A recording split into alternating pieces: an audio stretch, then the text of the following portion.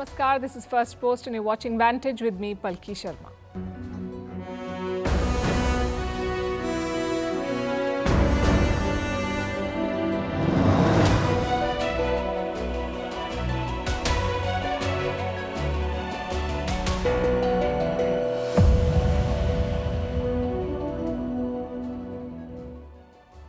NATO leaders are meeting in Washington, D.C. to celebrate their 75th anniversary. But they have less to celebrate and more to worry about on the future of Ukraine and a future featuring Donald Trump as U.S. President.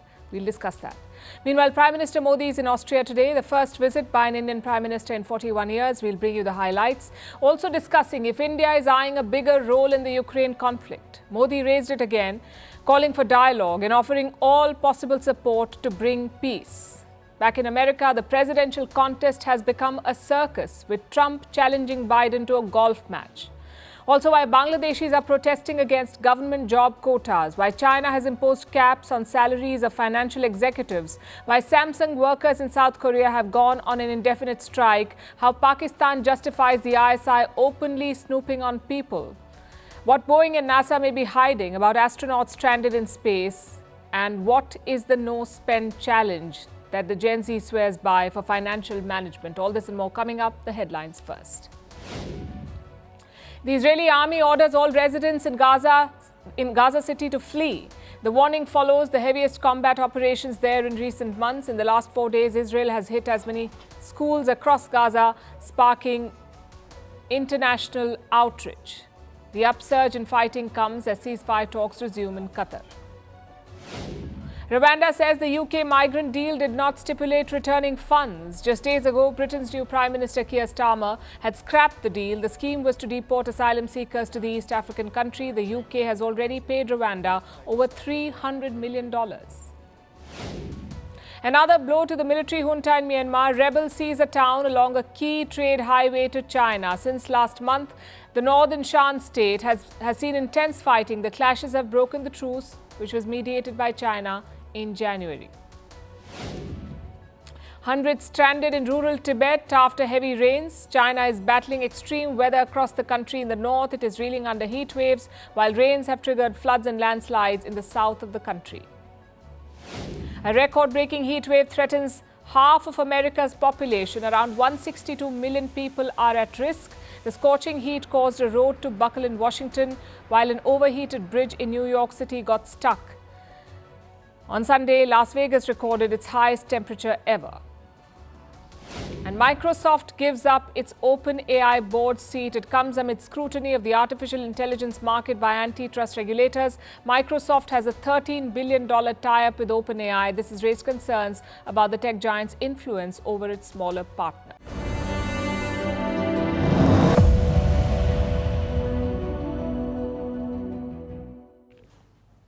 For the past 2 days, we've been focusing on Russia, where Prime Minister Narendra Modi was visiting. Tonight, let's start from the other end of the world, where Russia's enemies are meeting, the NATO countries. Their summit kicked off in Washington, D.C. today. NATO stands for the North Atlantic Treaty Organization. It's basically a military alliance from the Cold War era. The Cold War is long over, but NATO still lives on, and it's growing bigger. This summit was supposed to be a celebration marking 75 years of NATO's existence, with 2 new members, Finland and Sweden. The group started with 12 members, now it has a total of 32, so this was meant to be a birthday party of sorts. But that's not how it turned out.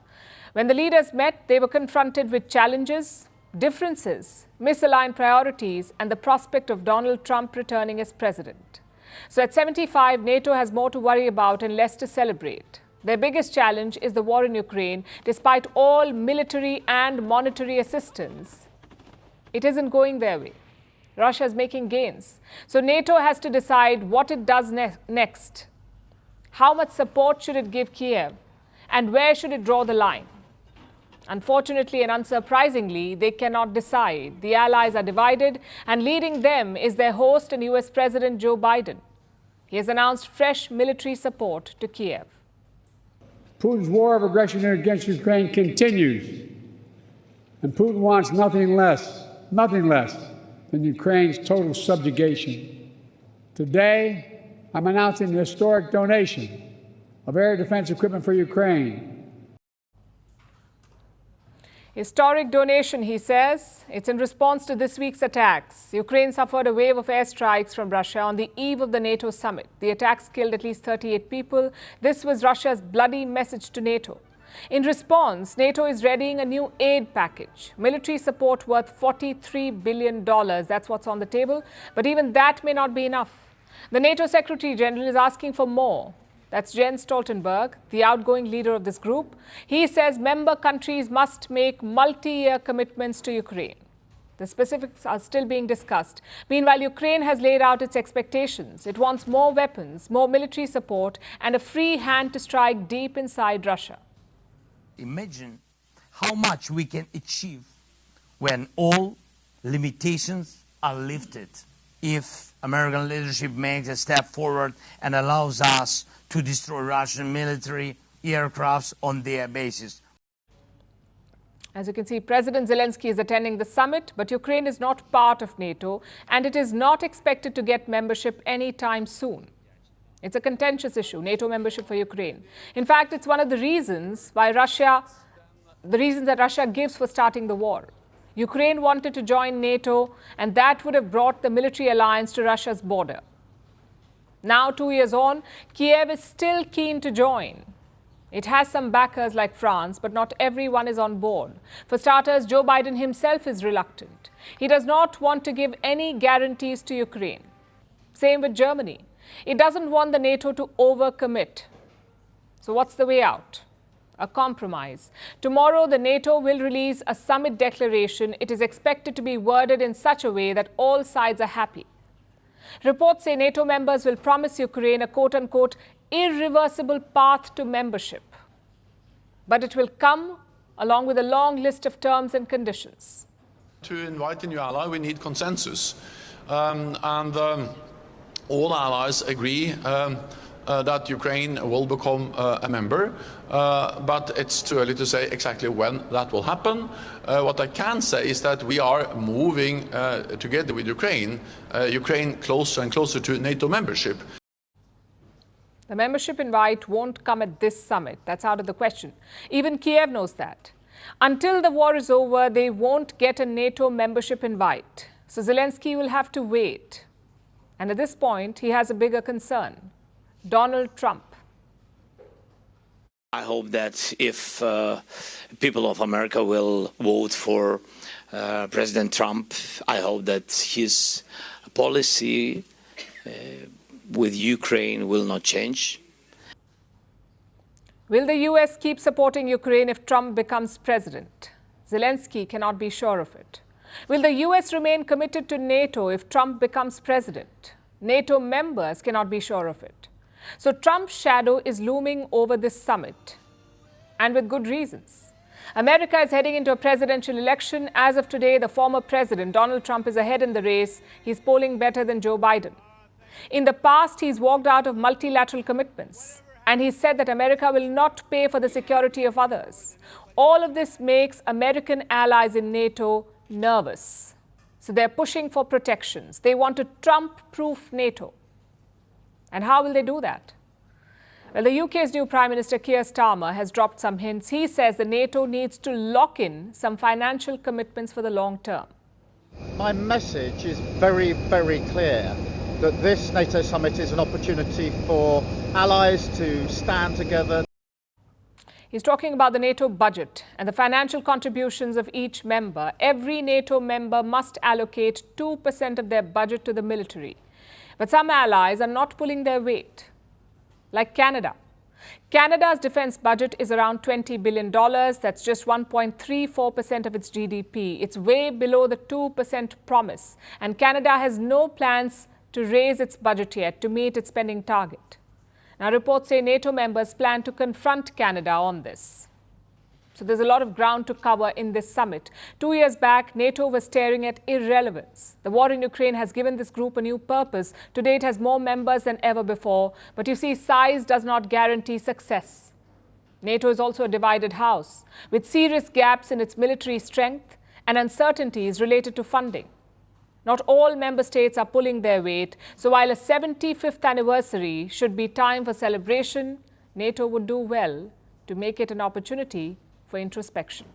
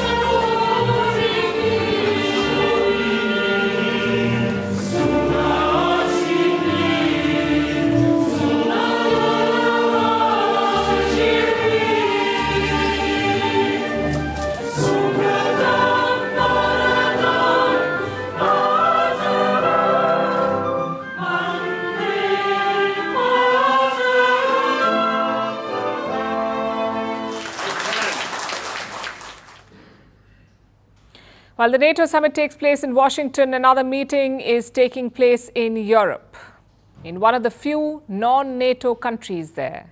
That's Austria. Indian Prime Minister Narendra Modi was in Vienna today. He dropped by after his Russia visit and he was given a grand welcome. You saw the Austrian artists singing their rendition of Vande Mataram. For our non-Indian viewers, Vande Mataram is a verse associated with India's independence struggle. Today, it's a patriotic song, making the Austrian rendition a heartfelt gesture. The Indian Prime Minister lauded this performance.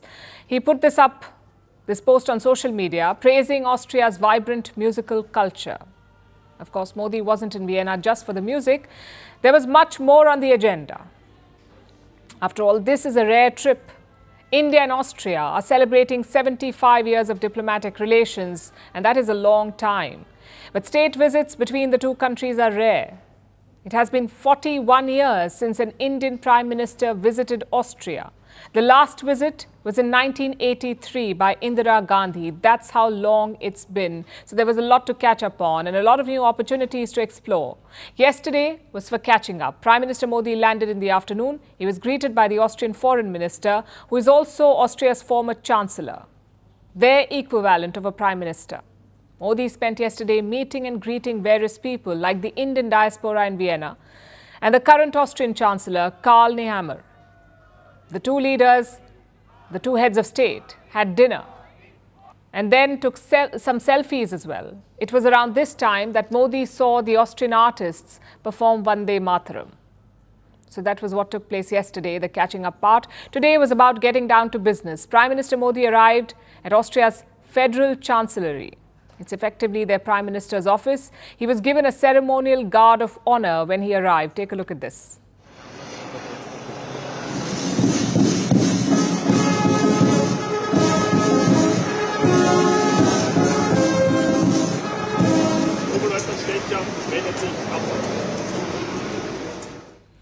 After that, the Indian Prime Minister signed the guest book at the Chancellery and then he got down to business.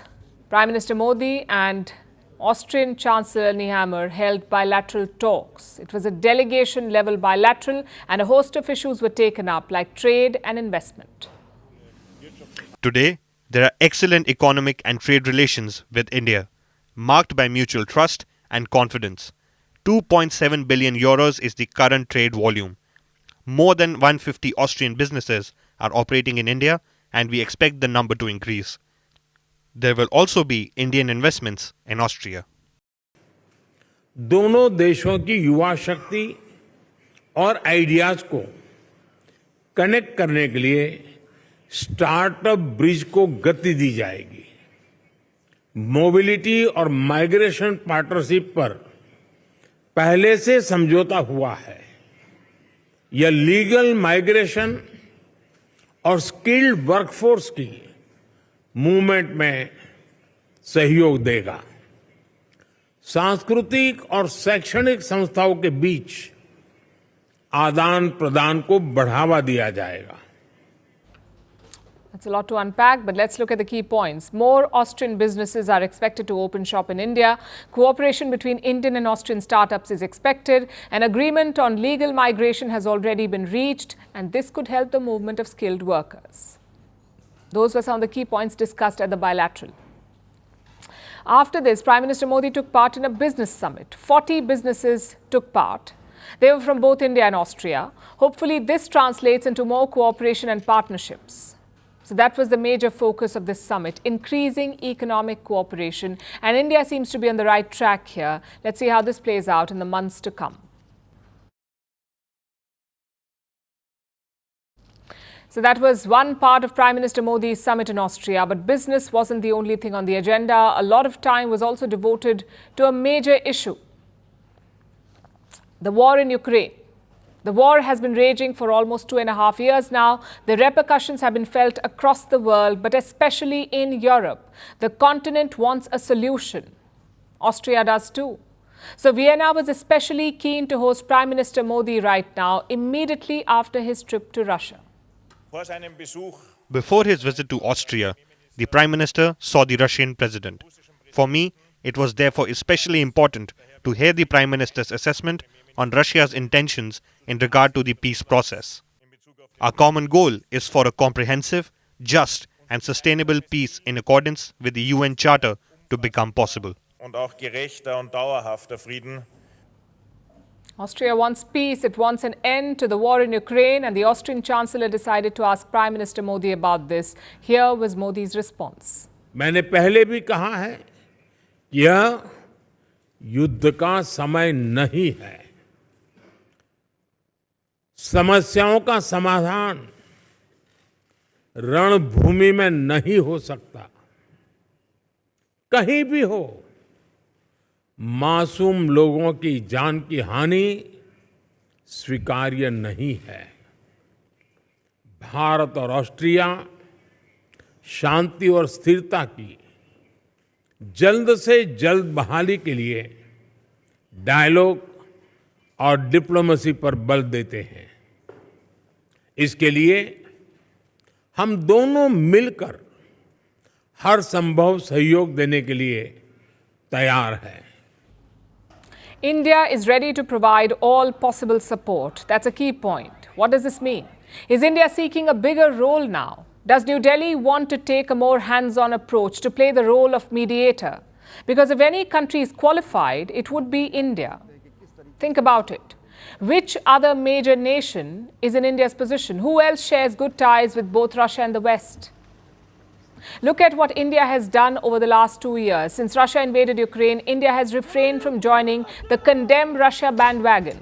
New Delhi has condemned the war in all its forms, but not Moscow. At the United Nations, India has always abstained from voting against Russia. It has sought to find a constructive solution. Instead of being part of the public spectacle at the United Nations, India's approach has been more subtle, more pragmatic. In all matters, India has been buying Russian oil, causing great public outrage in the West.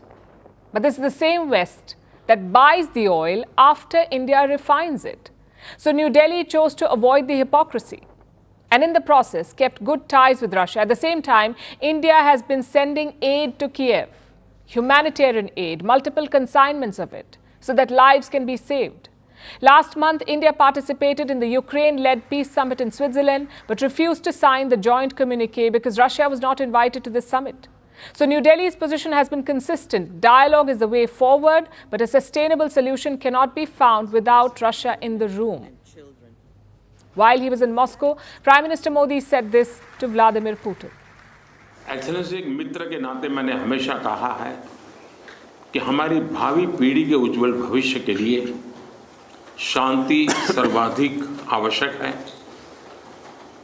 लेकिन मैं ये भी जानता हूं कि युद्ध के मैदान में समाधान संभव नहीं होते। बम, बंदूक और गोलियों के बीच समाधान और शांति वार्ताएं सफल नहीं होती हैं, और हमने वार्ता के माध्यम से ही शांति के रास्ते अपनाने होंगे। Modi told Putin that there are no solutions on the battlefield. It was a plea to stop the war. And how did Putin respond? Take a look. I am grateful to you for the attention you pay to the most pressing problems, including trying to find some ways to resolve the Ukrainian crisis, of course, first of all, peacefully. That response seems like something reserved for a friend, like India.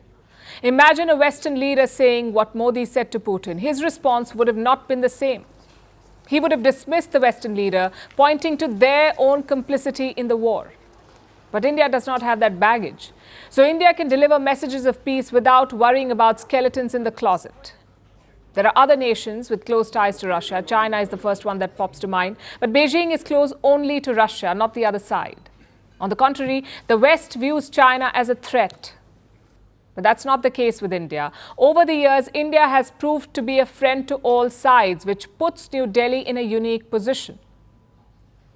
The question is India looking to leverage this goodwill that it has accumulated over the years? Does it even seek to become a mediator? Prime Minister Modi's line about India being ready to provide all possible support, those are the words he used, ready to provide all possible support. This hints at India's ambitions, about its desire to play peacemaker. Modi has spoken about Ukraine thrice in the last 2 days. So this is not a coincidence. New Delhi seems to be hinting at a larger role. And this would be new for India. It usually does not get involved in external conflicts. At most, it has tried to maintain peace in the neighborhood in South Asia, but that's it. So a global role will be almost unprecedented for India. A first attempt to bring peace in another continent. Also, this is a tall order. It won't be easy because think about the war situation at the moment.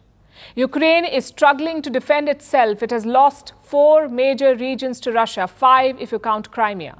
Russia is making gains in the east. It is taking over key towns like Chasiv Yar in the Donetsk region. Why would a nation stop when it's winning, especially if it had to give up everything it has gained over the years? Ukraine says it will only agree to what it calls a just peace. The Austrian Chancellor used the same terminology, a just peace. What does that mean? It means that Europe wants Russia to give back everything that it has won so far, including Crimea, which it took way back in 2014. Russia will most likely never agree to this, even if a friend like Prime Minister Modi asks it of Putin. So you see why peace is so hard to achieve here. No side wants to give up an inch, so a peace deal seems almost impossible at this point. But out of all the countries in the world, India might be best placed to find the solution to this impossible conundrum.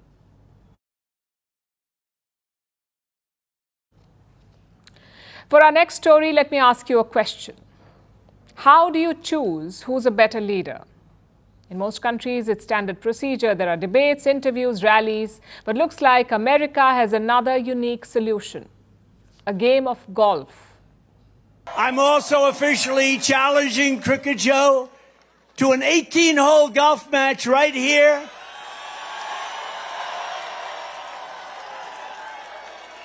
Underal's Blue Monster, considered one of the greatest tournament golf courses anywhere in the world, one of the great courses of the world. It will be among the most watched sporting events in history, maybe bigger than the Ryder Cup or even the Masters. That was Donald Trump challenging Joe Biden to play golf with him. Imagine that, America's 2 presidential candidates on the golf field, swinging it out of the park to become the next president. It'll be a must-watch, we'll say. But it's also a stark picture of American politics. Anyone who's reading these headlines is asking just one question. What on earth is happening there? So let me give you a brief. 13 days ago, America held its first presidential debate of this election. Joe Biden against Donald Trump. And how did that go? Well, to call it a train wreck would be kind. The US president fumbled. He was mumbling words. He forgot what he was saying. Biden made Trump look better, and that's harder said than done. Since then, the White House has been in damage control mode. It's come up with a series of excuses that Biden was jet-lagged, that he had a cold, but nothing has managed to stop the questions. Is Biden fit to lead? Democrats are asking this. So is the American public. Hollywood actor George Clooney joined the chorus today. Remember, he co-chaired a fundraiser for Biden just weeks ago.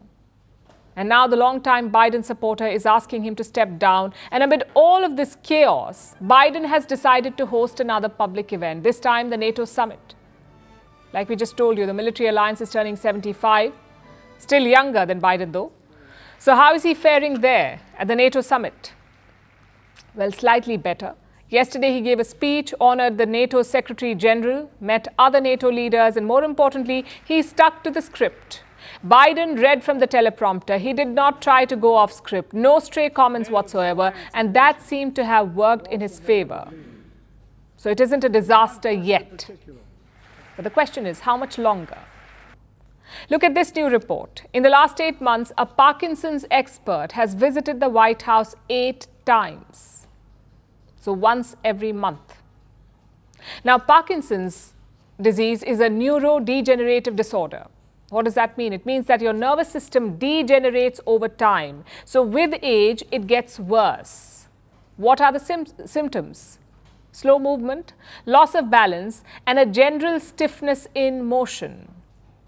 And where have we seen all of this before?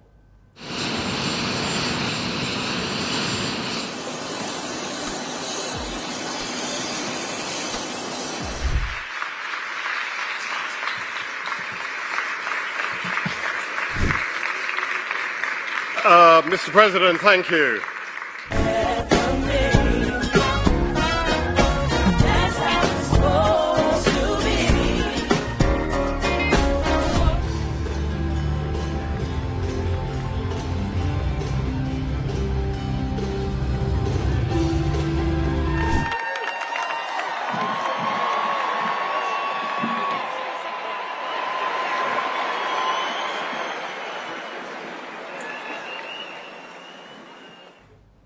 The White House says the Parkinson's expert was not visiting Biden. He was there treating other staff. But we'll take that answer with a pinch of salt. Because look at what they've been hiding. Here's another report. It talks about how Biden's staff prepares for events. Those familiar with the situation say that it's like a NATO summit. There are detailed instructions everywhere, all in big, bold text. Look at this one. It shows Joe Biden what his walk to the podium looks like. Every 10 steps are documented. Talk about a detailed instruction manual. Maybe they should publish it. We have a name too. A detailed guide on how to get around the White House if you are a president. But jokes aside, what are these documents about? Are Biden staffers just too efficient, or are they trying to prevent another Biden faux pas? We'll never have an answer to that, but some things are in plain sight. Joe Biden is old, 81 years old. He'll be 82 in November if he wins. By the time he completes his second term as president, he will be 86. I would say that is too old to be in office, and Biden's aides agree. From 10 a.m. to 4 p.m., they say he's very engaged. But then what happens after 4 p.m.? Well, he's fatigued, he fumbles, he makes verbal mistakes, and after 8 p.m., it's a different picture altogether. A White House reporter even asked about it. Listen to this. He's sharpest before 8 p.m. So, say that the Pentagon at some point picks up an incoming nuke. It's 11 p.m. Who do you call? The First Lady? He has a team that lets him know of any news that is pertinent and important to the American people. Then why is Biden not stepping down? Because he believes that he's the only one who can beat Trump, even if others don't agree. Joe Biden is a career politician. The prospect of remaining in power is too appealing. Plus, he's made comebacks in the past. He survived many ups and downs. He fought a childhood stutter. His family died in an accident. He's dealt with scandals. But right now, what he needs is not another comeback. Sometimes winning also means walking away when the time is right.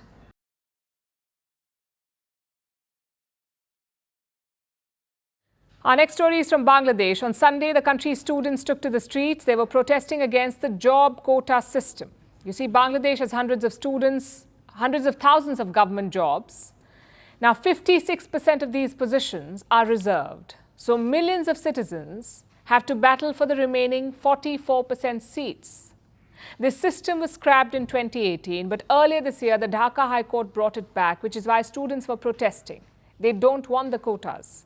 Today, the Bangladesh Supreme Court heard the matter, and it has suspended the quota system for a month. But the students want a permanent solution. Our next report tells you more.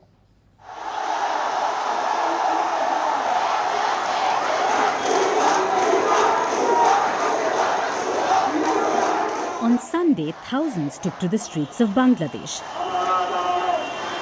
They were mostly university students. They blocked highways, sat on the railway lines, bringing Dhaka to a standstill. They were protesting against Bangladesh's job quota system. Many talented students are leaving Bangladesh, and one of the main reasons is this quota system. A country where 56% in government jobs is reserved for the entitled people, where there is no place for deserving people. Now, Bangladesh has hundreds of thousands of government jobs. The current system reserves over half of the posts. 30% is for the children of those who fought in Bangladesh's 1971 Liberation War. 10% is for women, 10% is for specific districts, 5% is for ethnic minorities, and 1% is for people with disabilities. So 56% of the total government jobs are reserved. That leaves only 44%. That's for the rest of the country's population.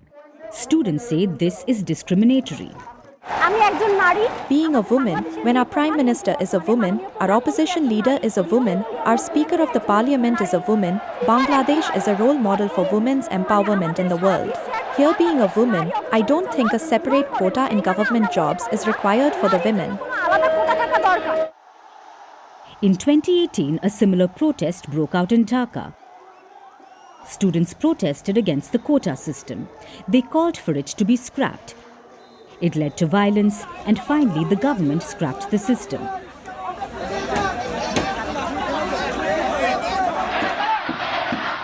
But this year, Dhaka's High Court rolled that back. It said that the cancellation was invalid, so the protests began again.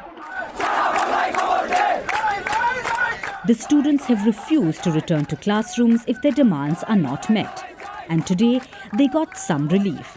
Bangladesh's Supreme Court has temporarily suspended quotas. The suspension is for a month. There will be further hearings on the matter. The students are cheering this latest verdict, but they want a permanent solution. What's that? A 10% quota in jobs only for ethnic minorities and those with disabilities. We want a tolerable quota privilege in government jobs, and in 2018 we said that it can be 10% at best. We want the government to keep a tolerable percentage of quota in government jobs. The protest for a change in the quota system is not surprising. In May, Bangladesh had 2.5 million unemployed people, a rise of 250,000 from the first quarter of 2024. So their anger is understandable. But what does the government have to say? Prime Minister Sheikh Hasina believes there is no justification for the anti-quota movement. She says that the students are wasting their time and believes the matter can only be solved in court. Well, for now, the issue is on hold, but we'll find out soon enough if Bangladesh will ditch its quota system for good.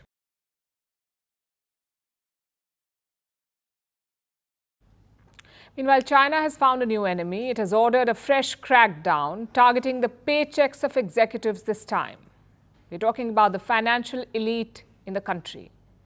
The Communist Party wants to put a cap on their salaries, so they will no longer be entitled to fatter paychecks. China is placing limits on salaries in the financial sector. Senior executives will not be able to earn more than $400,000 annually before taxes. $400,000, that's the upper limit. To make matters worse, China wants to apply these limits retrospectively. Meaning, if you've earned more than $400,000 in recent years, you'll have to return the extra earnings. Beijing is yet to spell out the specifics, but the plan has been set in motion. China is targeting senior executives in 3 areas: state-backed brokerages, mutual fund firms, and banks. Financial institutions backed by private investment can breathe easy. For now, they've been kept out of this. But this crackdown is sweeping in nature. Reports say some big companies have been hit. They're already working on tougher checks and balances, including on reimbursements. You heard that right. Even those bills, reimbursement bills, are also being carefully scrutinized. Now, a lot of you may know how this works, how companies use reimbursement bills as a way to compensate employees. In China, reimbursements are used to covertly make salary payments, possibly to avoid taxes. Now, this practice may come to an end going forward thanks to the new salary cap. Beijing is also tightening surveillance of the financial sector. More than 30 officials are under investigation as we speak. They're facing corruption charges. But what is driving this crackdown? Why are they doing this? The Common Prosperity Program of President Xi Jinping. He wants to reduce the wealth gap in China, the gap between the rich and the poor. So this policy is a way of redistributing wealth. But the approach could easily backfire. China's stock markets are in a downturn. Since 2021, they've lost well over $6 trillion. These are combined losses of Chinese and Hong Kong stocks. And now Beijing is targeting the stockbrokers. What message would this send to investors? To those who are looking to put money in Chinese stocks, how would they see it? China's financial markets are unpredictable. That's how the world will see it. Policies can change at the drop of a hat without any warning. So investing in China is a big risk. That's the message that goes out, and that's bad news for the Chinese economy at a time when they're struggling to revive growth. Xi Jinping's push for common prosperity could lead to further decline, and the Communist Party cannot afford that. For decades, economic prosperity has ensured their grip on power. Now there are reports of growing social unrest, increasing incidents of violent attacks. Last month, 4 university professors were stabbed in Jilin. A 55-year-old Chinese man was arrested. The police said the attacker was unemployed. A similar incident happened in Shanghai as well. A man attacked 3 passengers on a subway. Then there have been incidents like these.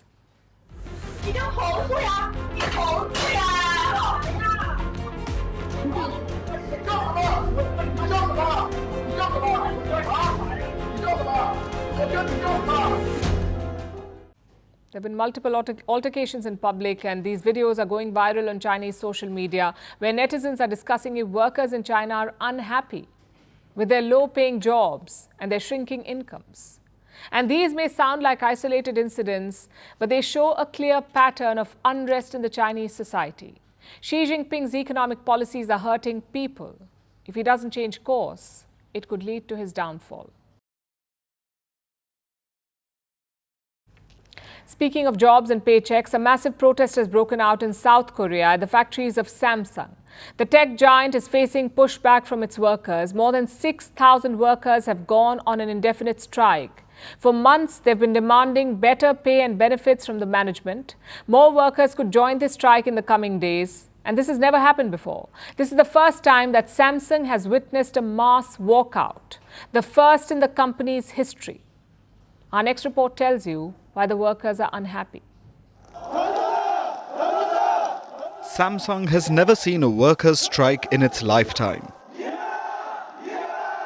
So when thousands of its workers refused to show up for work indefinitely, the story had to make waves globally.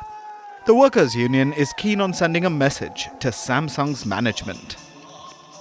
The important things we are considering are the company's founding day holiday, wage increases, and improvements to the performance bonus system for union members. These will be the main priorities. Broadly, the workers have 3 demands: a 3.5% hike in their base salary, an extra day off to mark the union's foundation day, and a better bonus structure. Samsung is one of Asia's biggest conglomerates. In the last quarter, its profits jumped 15-fold. So financially, the company seems to be in good shape. This wasn't the case last year. In 2023, Samsung performed terribly. It reported sharp losses. The company's overall operating profit dropped to a 15-year low, mainly due to slow demand for its chips and devices. In recent months, Samsung has turned the corner. The AI boom aided the company's recovery. In the last quarter, sales increased by over 20%. That's the biggest rise since 2021, when the pandemic had sparked a surge in the demand for tech products. This time, the demand for semiconductors helped Samsung's bottom line. But the workers' strike could jeopardize this progress. Reports say manufacturing of chips has slowed down on some production lines. Samsung has rejected these claims. It has assured that the production won't be disrupted, and the company will keep engaging with the workers. The world will be watching closely how Samsung navigates this crisis. It may be a sign of things to come. Around the world, unrest among workers is increasing. There is widespread turmoil in the labor force. This year alone, over 100,000 employees were laid off from over 300 tech companies. Experts say a large chunk of these workers lost their jobs due to the rise of artificial intelligence. This has caused anxiety in other industries too. Last year, writers and Hollywood actors staged a walkout. They wanted better pay, a larger share in profits, and better healthcare. The actors pushed for protections from the use of AI. The strike ended after an impasse of almost 5 months. At Samsung, the workers have similar worries. The union says the management needs to treat the workers fairly. The stakes are high for Samsung. This company alone is responsible for 20% of South Korea's GDP. So a long period of disruption will have far-reaching consequences. Now let's look at Pakistan, the country where the military is all-powerful and human rights and privacy are a myth. That may sound like a harsh assessment, but there's a reason why I say this. Take a look at what happened this week. Pakistan's civilian government handed over more power to the military to Pakistan's Inter-Services Intelligence or ISI. The ISI is now authorized to trace and intercept calls and messages. Some of you may be surprised to hear this. You may have assumed that the ISI already did all of it. After all, it's an arm of the all-powerful Pakistani military. The inter-services part in the ISI's name stands for the three branches of the military: the Army, the Navy and the Air Force. Military personnel populate the ISI offices, so it's definitely an arm of the Pakistani military, making them all-powerful in the country. How is it then that the ISI did not have phone-tapping powers? Well, this is Pakistan, a country always keen on getting handouts from everyone, including the West. Now, the West pretends to care about human rights, so Islamabad pretends to do the same. Pakistan has an article in its constitution promising the right to dignity and privacy. This right would be violated if the ISI had blanket access to phone calls. So for years, the country pretended that this wasn't the case. But now it has dropped the facade. The Pakistani government made the U-turn on Monday. It cited an old law, a law from 1996. Islamabad said that this law gave the ISI the power to snoop on anyone, all in the name of national security. The declaration provoked some outrage. Pakistan's opposition cried foul. A former human rights minister even cited 1984. That's a book by George Orwell, which describes a dystopian world under total surveillance. It's an apt metaphor for Pakistan. The new surveillance powers are being challenged. A petition has been filed in court, but at least until the case is resolved, Pakistan is now officially a surveillance state. And who knows, the petitioner may have their phones tapped. Some incriminating evidence could land them in jail or force them to withdraw the petition. We'll see soon enough how the ISI uses its new powers for security. In the meantime, perhaps the Pakistani public should count this as a win. They finally have a direct line to the real people in charge. Pakistan's politicians are puppets after all. Now citizens can talk directly to the establishment every time they pick up the phone. That was a bit of dark humor, but honestly, what else is there in Pakistan? Because if the people look at the situation too seriously, they might end up wallowing in despair. And if they try and speak the truth, they might end up in an early grave, like many of Pakistan's journalists. A record was set this year. In the first 6 months of 2024, 7 Pakistani reporters have been killed. They were mostly from smaller towns, and most were murdered for just doing their jobs. A record was set in 2024, but this is not a new phenomenon. Between 2012 and 2022, 53 journalists were murdered because of their work, because they tried to expose the rot in Pakistani society. Ironically, Pakistan ranks above India in the World Press Freedom Index. I'm not joking. India is considered more dangerous for journalists than Pakistan. New Delhi was accused of snooping on journalists using spyware called Pegasus. Well, now Islamabad seems to have done one better. Instead of bothering with fancy spyware, it has gone for the simple solution, giving the military unchecked power to spy on everyone. Let's see if that changes any of these Western freedom rankings next year.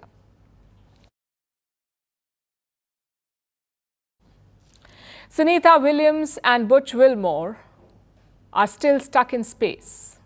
They're both NASA astronauts. They were launched into the orbit on the 5th of June in Boeing's Starliner capsule. The astronauts were scheduled to stay there for a week, but it's been more than a month now and they're still there, stuck in space. What's worse, there is no confirmation on when they can return. There is no talk of a rescue mission. In fact, the agency seemed to be in denial mode. NASA and Boeing refused to accept that the astronauts are stranded. Here's a report. June 5th, that's when 2 NASA astronauts were launched into space. to Mission Control here in Houston. Sunita Williams and Butch Wilmore. They travelled to the International Space Station to complete a test flight of the Starliner capsule, which is a Boeing aircraft. The journey took 25 hours. The trip was completed successfully. Lots of cheering here in the room, big hugs. Williams and Wilmore reached the International Space Station. The astronauts were scheduled to stay there for a week, but that 1 week turned into 2. And soon it turned into more than a month. The astronauts are still stranded in space. But apparently that's the wrong term to use here, at least according to NASA. The space agency, along with Boeing, held a press conference recently. They addressed questions about the delayed Starliner mission, and instead of giving honest answers, they chose to issue a strong rebuttal. The NASA program manager overseeing the mission said, "I want to make it very clear that Butch and Suni are not stranded in space. Our plan is to continue to return them on Starliner and return them home." That's well and good, but guess he forgot to add eventually to that sentence, because the astronauts are still stuck in space. With each passing day, it sounds like the plot of a scary Hollywood movie.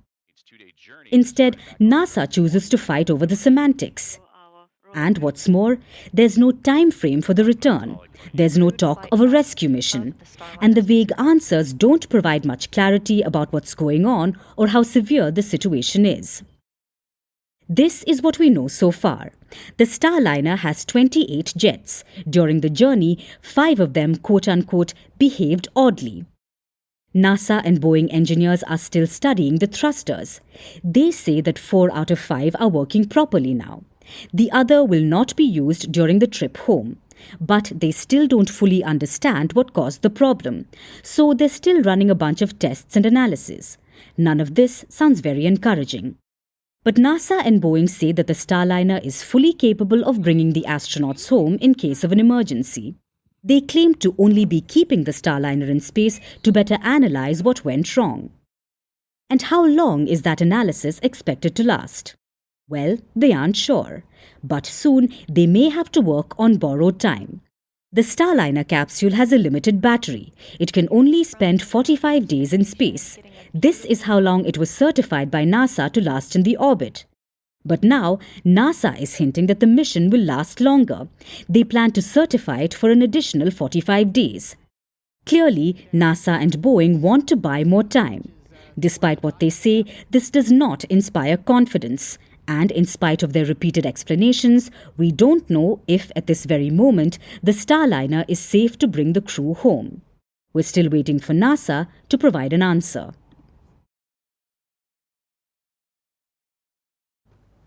Money makes the world go round. We've all heard that one before, but when it comes to Gen Z, it is TikTok that often does the job. Ironically, especially in matters of money. Apparently, 80% of Gen Z gets financial advice from social media. And what's their favorite platform? TikTok. It has birthed one finance trend after another, like treat culture or soft saving. What does it mean? These trends involve putting less money into the future and using more of it in the present. Basically, spend now instead of saving for tomorrow, which explains the findings of this survey. 60% of Gen Z say they rely on their parents for financial help. 40% say that they are financially squeezed, mostly thanks to excessive spending on non-essentials like coffee, clothes, and impulse buys. These trends can bring short-term joy, but they're breeding financial insecurity. So now there is a counter-culture at play, the no-spend challenge. It's a viral finance trend with more than 200 million views on social media. This challenge is like a spending fast.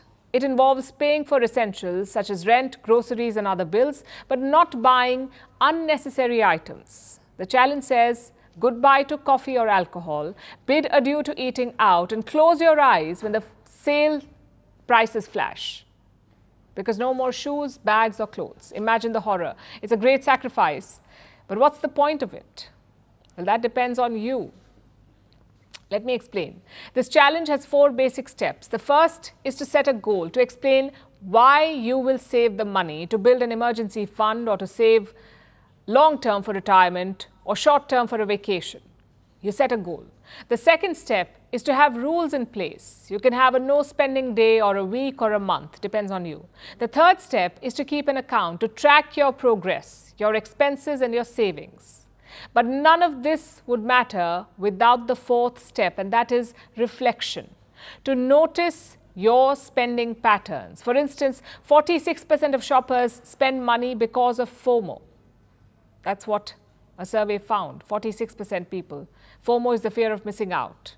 And much of this is avoidable, especially because it doesn't always make us feel good. 64% of shoppers regularly regret spending on short-term pleasures. In such cases, the no spending challenge can be helpful. It can cultivate a habit of budgeting and free up money for more important things.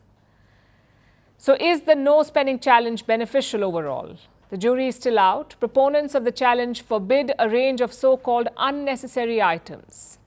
And top of this list is usually coffee. Time and again, finance gurus have regurgitated this advice. They say, skip the coffee and you will be a millionaire. And generally, this is true. Let's try and break this down. Let's say you buy a Starbucks coffee every day. That is about $3 per day or about $100 a month. Now, if you invest the same amount every month at an interest rate of 12%, all hypothetical, in 40 years, you will have about $1 million. That is the power of compounding. But before you boycott Starbucks or whatever coffee you drink, let's look at the flip side. Often when people try to cut costs, small optional expenses take the first hit, like coffee or ice cream. Trimming these expenses never hurts, but it doesn't help much either. Instead, budgeting big ticket items will save you more money. For instance, instead of buying an expensive car that you can't really afford, think about a cheaper one that gets the job done. And this is where the no spending challenge lacks. It fails to look at the real problem areas. It's like a quick fix, like a crash diet to trim your budget. Also, it's not for everyone. Gen Z, that is 12 to 27-year-olds, are driving this challenge. They are the ones shelling out financial advice, which honestly does not inspire tremendous faith. So take from this challenge what you can. Tighten those purse strings, notice how you spend your money, but also ask yourself, how much does one cup of coffee harm your budget? And what is the point of saving this money if you can't have a nice coffee sometimes? I guess, like with most things in life, moderation is key, not TikTok solutions. And now it's time for Vantage shots, images that tell the story. In Argentina, President Milei climbs on top of a tank at the Independence Day parade. In India, monsoons lead to massive landslides in Uttarakhand, blocking the Badrinath National Highway. And zoos across China throw birthday parties for giant pandas. Finally, taking you back in history, on this day in 1991, Boris Yeltsin was sworn into office. He was Russia's first elected president. Yeltsin was known for dismantling the Soviet Union and leading Russia in its first chaotic years of independence, or as a separate state away from the Soviet Union. In 1997, Yeltsin gave Vladimir Putin his first job at the Kremlin, and later in 1999 appointed him as Prime Minister. We're leaving you on that note. Thank you for watching. We'll see you tomorrow.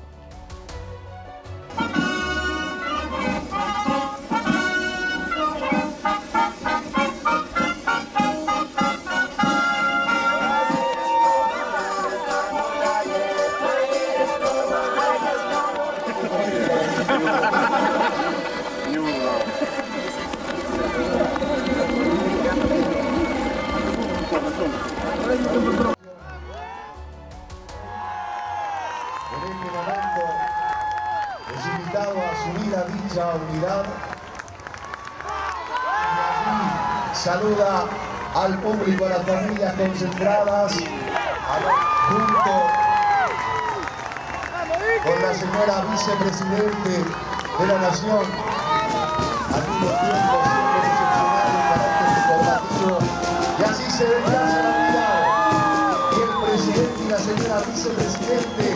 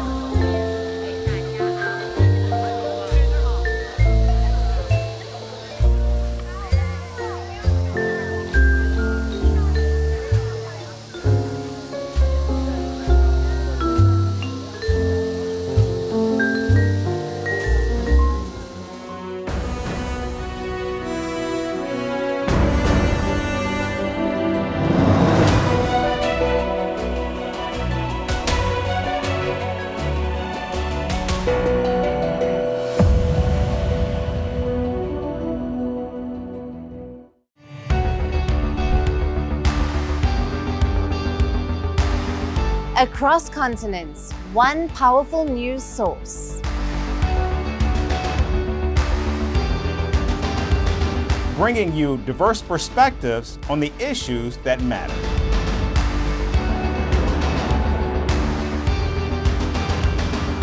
We go beyond the boundaries to give you that little extra about every sporting moment.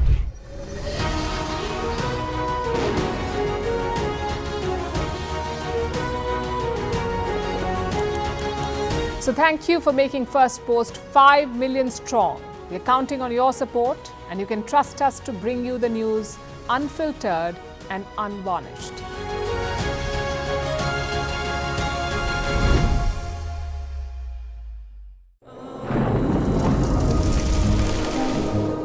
Climate change is on our doorstep. It's time for a revolution to take root. And it starts with 1.4 billion Indians. It starts with one tree. One tree for humanity. One tree for Mother Earth. One tree for a future. Project One Tree, a News 18 network initiative.